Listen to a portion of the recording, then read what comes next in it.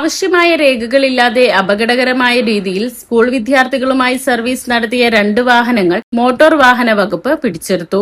Chittattukara Saint Sebastian higher secondary സ്കൂളിലെ വിദ്യാർത്ഥികളെ കൊണ്ടുപോയിരുന്ന കോൺട്രാക്ട് വാഹനങ്ങളാണ് അധികൃതർ കസ്റ്റഡിയിലെടുത്തത്.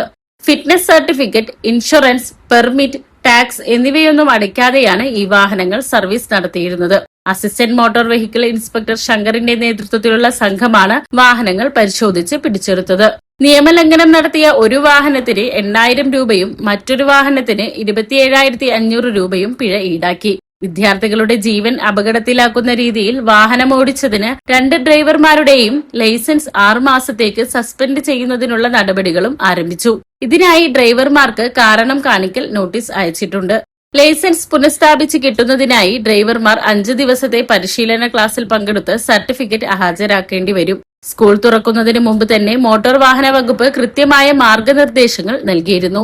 സ്കൂൾ വാഹനങ്ങളായാലും മറ്റ് സ്വകാര്യ വാഹനങ്ങളായാലും വിദ്യാർത്ഥികളെ കൊണ്ടുപോകുന്ന എല്ലാ വാഹനങ്ങളുടെയും രജിസ്റ്റർ സ്കൂളുകൾ സൂക്ഷിക്കണമെന്നും ഇതിനായി ഒരു അധ്യാപകന് ചുമതല നൽകണമെന്നും നിർദ്ദേശിച്ചിരുന്നു.